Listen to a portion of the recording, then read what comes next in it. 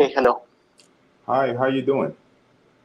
Hi, Taku. I'm doing good. How are you? I am doing good. If I have that correctly, is that Gudapati Rohit? Yeah, that's right. Okay, awesome, awesome. Is my camera showing? No, I don't see that. Okay, there you go. Not sure why this is acting up today.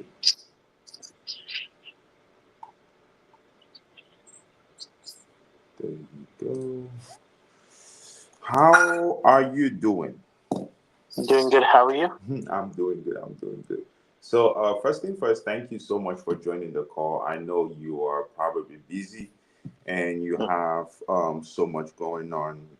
I'm not going to take much of your time. I'm going to kind of rush through this because I have another interview that is going to be right after yours.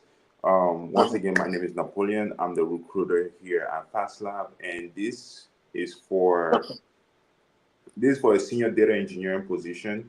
And Mhm. the main reason for this call is just to make sure that I understand your background and then you understand what we're looking for, and then try to see from your perspective if this is something that you will be interested in, and also for me to see if this is something that will be a good fit for you as well. Got it. Got it. Awesome, Understand. awesome. So, if you can please tell me about yourself, your experience, your background, I think that would be a good place to start. Yeah, sure. So, firstly, to introduce myself, I'm Rohit Gurapati. So I come from strong data engineering background. Okay. So I started my career from on-prem on-prem big data ecosystem, working on on-prem big data ecosystem. Later on, I've developed myself my core expertise on cloud platform. I've Okay. been working for multiple domains like banking, finance, and also healthcare, especially. So I have strong foundation of data engineering concepts, working on data ingestion, transformation, staging, storage. I'm also proficient in Azure tools Okay. such as Azure Data Factory, Synapse Analytics, Databricks, Azure SQL Database. I'm also well versed with ETL tools like Talent and Informatica. So my core experience lies on building data pipelines, end-to-end data pipelines, right from data ingestion to the downstream applications like different Power BI teams or the data scientist team. So I extensively worked on Apache Airflow for orchestration of the end-to-end data pipelines, having my core language as Python.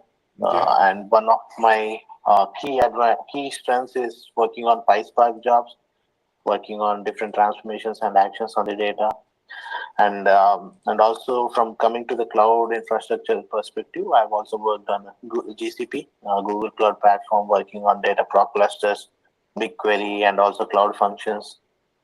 While my recent project with HCSC, it was the data migration project. Okay. We were migrating our on-prem data onto Azure Cloud Services. Gotcha. So that's the brief intro about myself. Awesome. Awesome. So, let's see. How do you ensure compliance with healthcare data standards and regulations? And what I mean is, I'm talking about stuff like HIPAA, Mhm. Clear, Gap. In how have you ensure that compliance in that healthcare space? So, from healthcare perspective, we have certain HIPAA rules. Yeah, whatever you said. So certainly, like there are member-related information and patient-related information Mm-hmm. and the diagnosis that they are going through. So all this data which we have, most of these data are PHI-related information, so which has to be encrypted. What we first do is if we such a mostly what from a developer perspective we work on a data which is the test data. Okay. So test data is nothing but where we encrypt, I mean where we use certain basic like if we have an SSN, we'll use as 1, 2, 3, 4, or kind of. So we will mimic the data. So that's the way we first do it. Later on, if we have a or else the other part of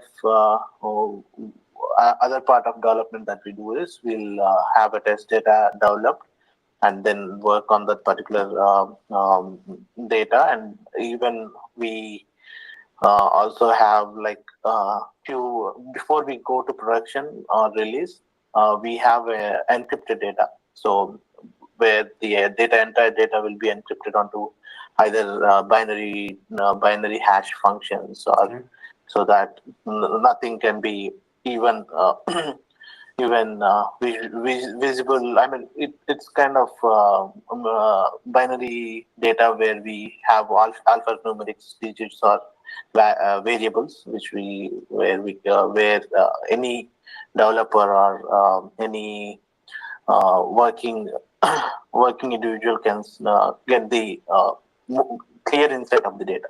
So that's how we work on healthcare projects. Gotcha. And if I'm correct, you're mostly focused on Microsoft Azure, and I'm pretty sure you're also more focused on big data, correct? Yeah, Azure, GCP, and big data. Yeah, that's right. Gotcha. And are you familiar with, using tools like Snowflakes, DBT, Airflow, Tableau? Yes. No, yeah, all these tools I've been working on. So Okay. Snowflake especially. Tableau is for visualization. So for it's a downstream application tool. Even we use Tableau and Power BI. Okay. And what is your experience around Snowflakes? Snowflake in the current project which I'm working on. So once the data has been ingested onto our Azure Blob storage, and the next part of it, we do a Spark operations, performing Spark transformations and actions on the data, and then after with this optimized data, we push it onto the Snowflake. Where in Snowflake we use NoSQL and do certain queries using the complex business logics, doing some certain joins on the data, and then after doing certain filter conditions on the data, and then after with that data, with whatever the optimized data that downstream applications. Gotcha. So that's how we're using Snowflake. Awesome. And lastly, what is your experience around Airflow? Airflow, so the entire orchestration, the jobs, data pipelines which we built. Mm-hmm. So we, from starting data ingestion till the data, till the consumption, and then to the downstream. So entire data flow has been so orchestrated in Airflow, in our Apache Airflow. So where I'm experienced working on it. So the data pipelines that we built are majorly on Apache Airflow itself. Got you. And how do you use DBT for data transformation, modeling, and documentation? Like, if you can give me a brief description of a project where you use DBT and how DBT played a crucial role in ensuring your data accuracy and your data consistency as well. Yeah. So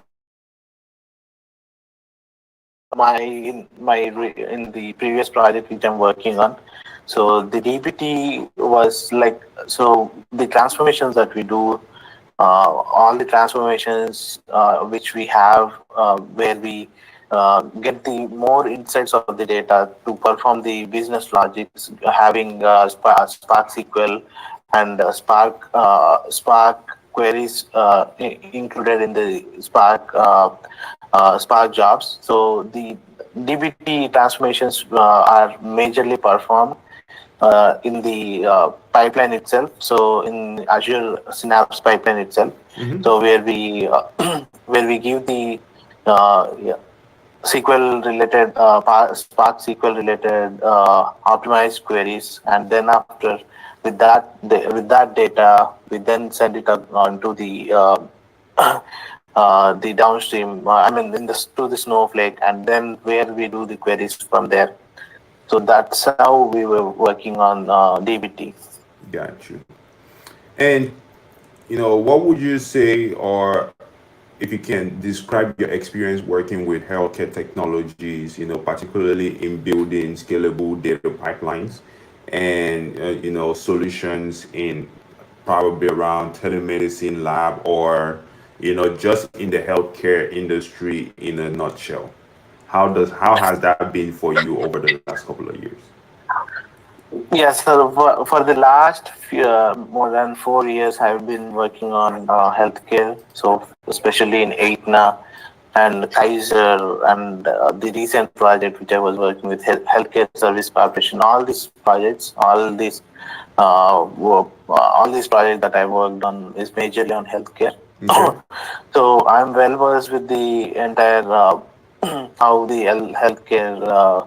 I mean, from the insurance perspective, from the Optum RX, the medical related RX claims, or the member related information, like claims related information.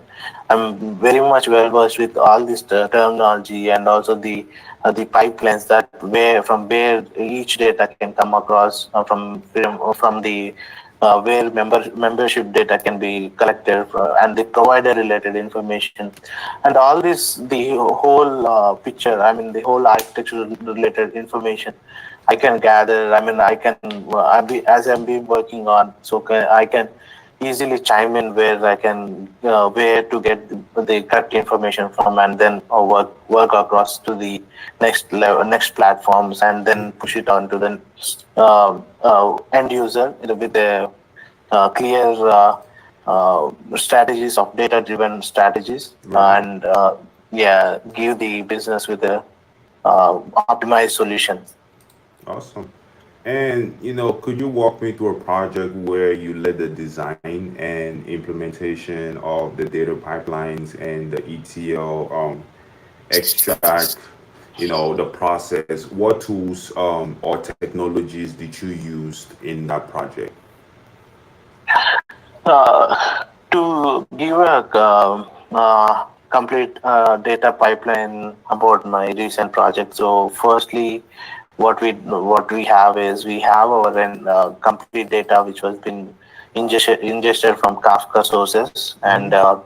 and we also have certain claims related data which is in JSON files. So all this data which we have is in our Hadoop distributed file system, HDFS paths, and then with that data, which is more of an unstructured or semi-structured data.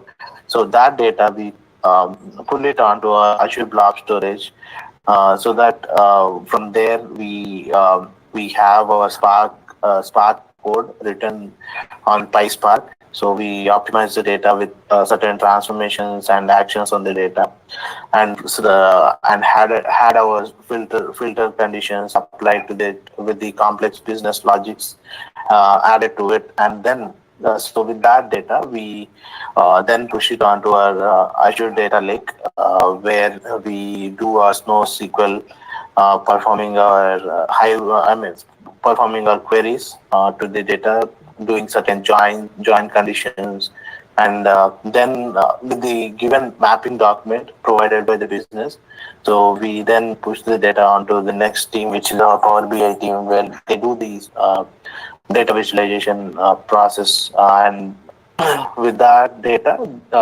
we send it across to the Okay. business partners, yeah, where they work on getting more insights of the data about.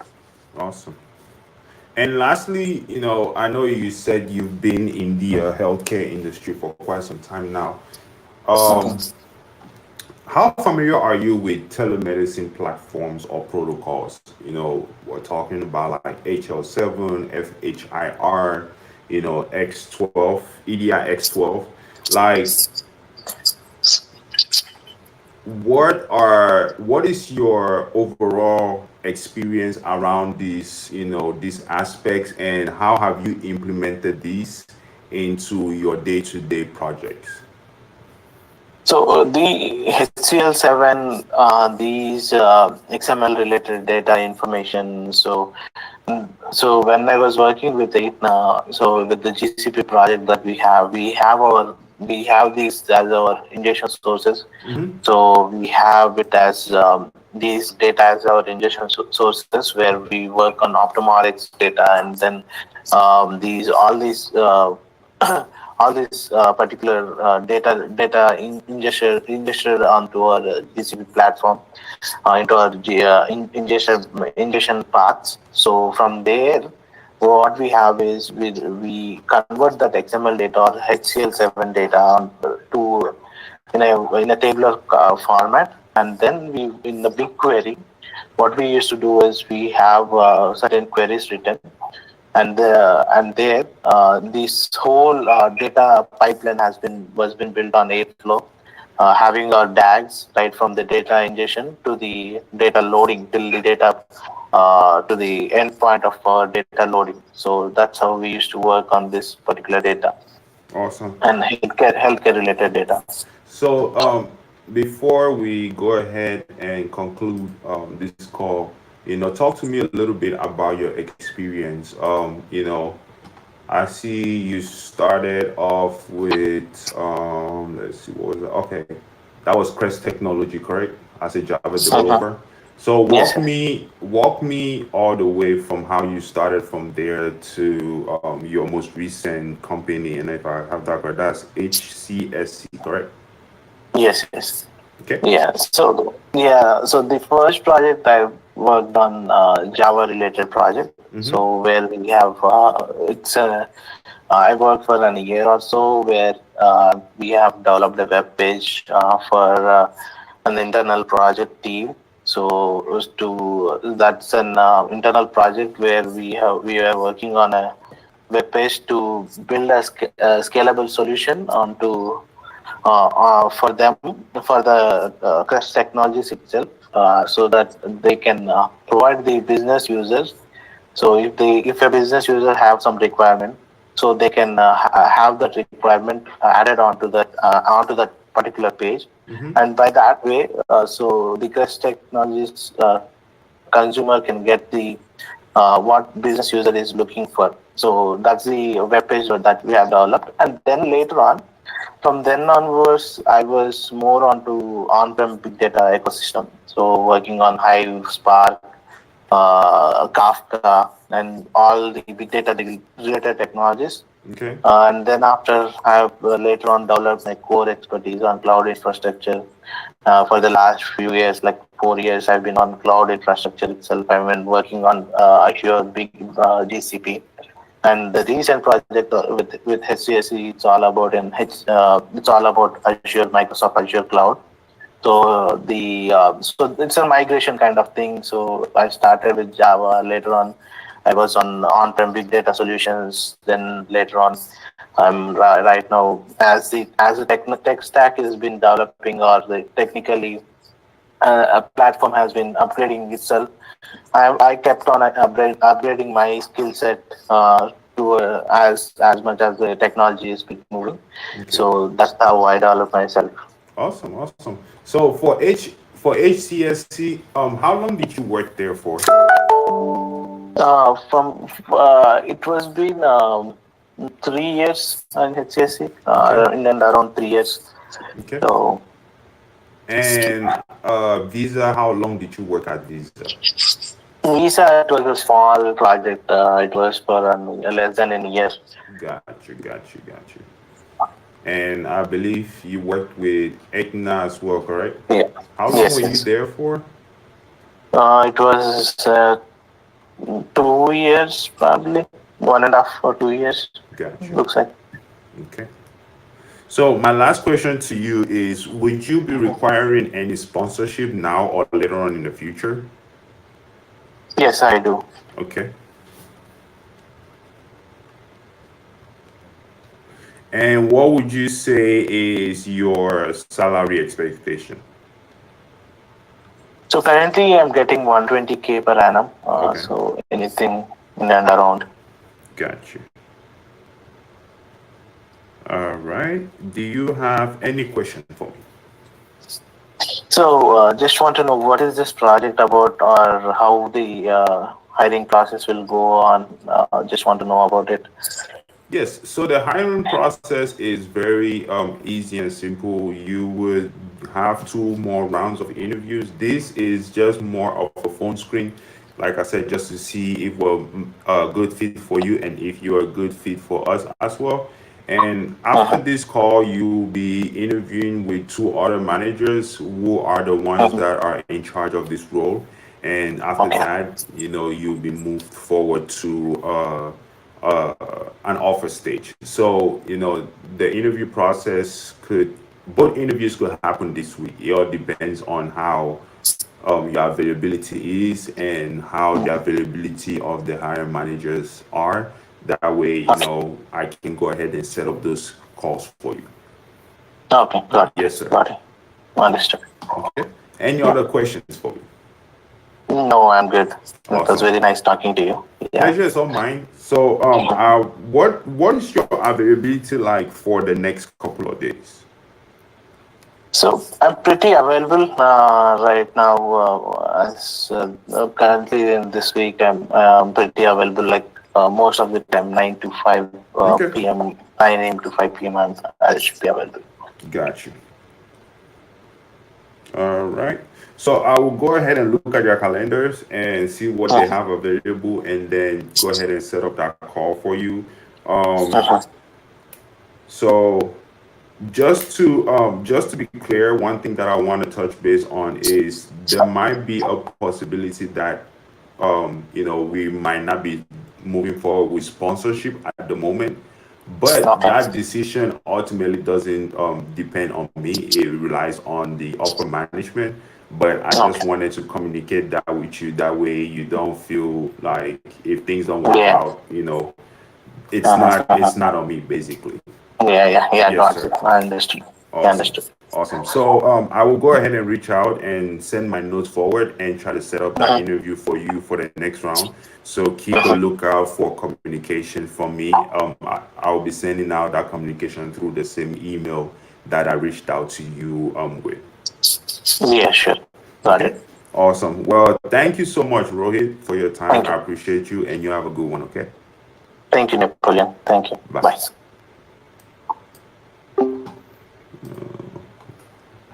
Not a bad candidate, but that sponsorship name.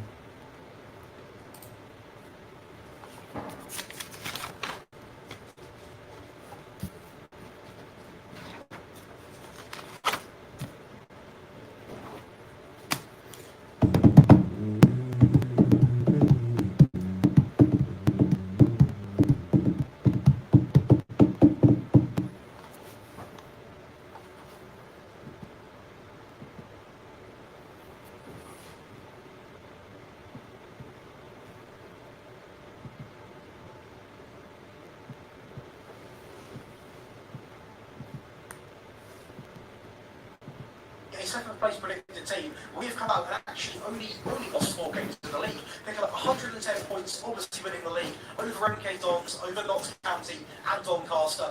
And we've got to the semi-finals of the Carabao Cup against Manchester City. We've got 113 goals in the league and we conceded 39. Callum Hendry coming in with 40 goals and Connor McLennan with 7.28. That's the highest average rating. Well, it's going to be Elliot Watt picking up 23 assists. Going over to the team stats, we are going to feature in quite a fair few. Joint first with the clean sheets. The fewest conceded, quite a convincing lead with 39. The most dribbles being made with 738. Quite a fair few more than Doncaster, who find themselves in second place. The fewest shots against at 385, and the most shots for at 714. The most goals also goes in our favour at 113, as it's going to be Wimbledon and Stockport and Sutton very close there with 95, 94 and 93. The most points per game, of course, we're going to dominate that because we won the league, so naturally that means we're going to have the most points at 2.39. Data hub wise, very impressive stuff indeed. Scoring getting over 2.5 goals a game exactly, being 2.46. Conceded at 0.85, over 50% 13.5 shots every single game, a tackle win ratio of 76.27, and a pass completion, I'm going to give it as 87. Come on, 0.1. I'm going to round upwards. 87% pass completion, so very good in every aspect of the game. Up next, and maybe not the lowest league team, but by far the hardest test, I thought, what's the hardest team to play with in the game? Luton Town. Is this going to be the best 4-3-3? It's the best 4-3-3. We got to 10th place with Luton Town, with 0 signings in the first season. I am not going to say that is not impressed me massively, because that is ridiculous in my opinion. A very good season. I will say every single game from this Luton team was simmed with, not played with, was simmed with 100%, to make that very clear. The whole season was simmed.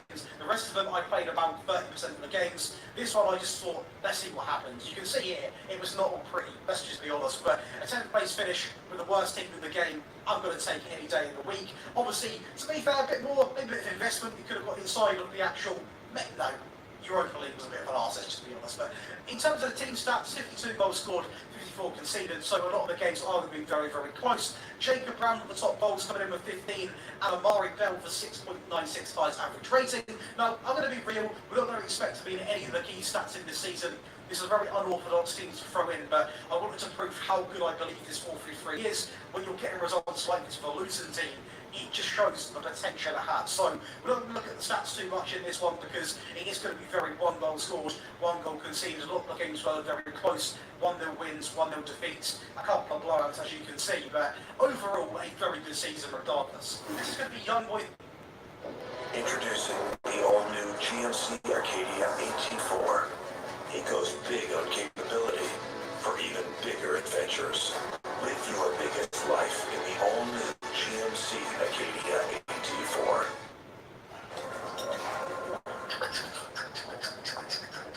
You don't eat the same food your whole life. And Petco knows, as pets get older, their nutritional needs change too. And Hill's Science Diet Set of Plus is tailored just for them. Save up to 15% off Hill's at Petco. It's obviously over in the Swiss Super League, but we actually managed to win the league, get to the semi-finals of a European competition, which is a bigger competition for a team like this, and unfortunately runners-up in that Swiss Cup. I'm not too gutted though, considering how dominant we were in the league. 101 points compared to Lugano, picking up 64. It's going to be Cedric Itten with 48 goals and picking up a 7.44, highest average rating. Lucas Lacomi picking up 18 assists, and Anthony Rasapi picking up a 94% pass completion. We also scored 118 goals and conceded just 27. Team stat wise, we are going to feature in a lot of them, being the most clean sheets at 18, fewest conceded at 27. Possession wise, really up there as well, with 60% of the ball. The fewest shots against at 276. The most shots for over 660. The most goals at 118. Nearly double, if not double, of Basel in second place. And the most points per game at 2.66. Going over to the data hub, we are going to look at an astounding 3.11 goals per game, conceded at only 0.71, so very good defensively as well in this league. Over 17 shots a game at 17.747, which is actually 6.72 more than the average in the league. A pass completion of 88.75, and a tackle ratio coming in of 76.2. So scoring over 3 goals, conceding under a goal a game easy. This tactic's got to cook. It really is. Now over to the best team of the video, that is going to be PSG, but we actually had the perfect season. Literally the perfect season. We won the Champions League against Real Madrid, we won the French League, the French Cup against Monaco, and the Trophy de Champion against Toulouse. Now, when I say the perfect season, it is literally the perfect season. 34 games played, 34 wins. But very rarely this happens, even with a PSG team. You occasionally lose a game or draw a game here or there, draw a couple. We went a perfect 34-0. And yes, we are using a 4-3-3, which is very consistent in terms of FM, but to do that still speaks absolute levels, considering we also won every other trophy possible. A really impressive tactic, but I'm happy to release to you guys. 142 goals scored and only 11 goals conceded. It's going to be Starman Kylian Mbappe picking up 50 goals and having that highest average rating at 8.13. Ousmane Dembele picking up 26 assists, and Keylor Navas coming in with 97% pass completion. Team stat wise, we've got a feature of fair few as to be expected. Most points per game is going to be the perfect 3. The most goals at 142, which is absolutely ridiculous. The most shots for at 695. The fewest shots against 165. Possession wise, just to prove this is not going to be a possession-based tactic, so don't worry if you thought that those stats in your favour. We're going to finish in third place despite having the perfect season, 56% of the ball. Fewest conceded at 11, which again, very, very defensively solid, and the most clean sheets coming in at 24. Going over to that data, we are going to be scoring over 4 goals a game at 4.18, conceded only at 0.32, a mixture of us being on the ball so much as well, 20.44 shots per game, a tackle win ratio of 76.68, and a pass completion of 88.71. But we scored so many goals, we've got to go have a little look at who got these goals. It's going to be the likes of, as you'd expect, Starman Kylian Mbappe with 50, Kolo Muani with 39, 31 for Ousmane Dembele, Vitinha with 15, Gonçalo Ramos with 11, and 10 coming in for Soler, and obviously a lot more contributions as we go down the list right about now. Assist-wise, it's going to be Ousmane Dembele coming in with 26, 25 for Mbappe, even Hakimi with 16, Fabian with 14, 13 for Big Marco, Vitinha with 12, 11 for Mendes, 11 for Hernandez as well. I mean, it's really a treat to see Attack performing this well in terms of not only the amount of players that are scoring these goals, but also they've got a lot of players coming in with 10 plus assists in the season. And with stat lines like this, I mean, 34 perfect, it's a 34 perfect sweep. 34 games played, 34 wins, triple win this season, 10th place for Luton. Hands down the best 4-3 I've made so far. Now, obviously the winter update's coming soon, so maybe I'll have to make an updated version of this.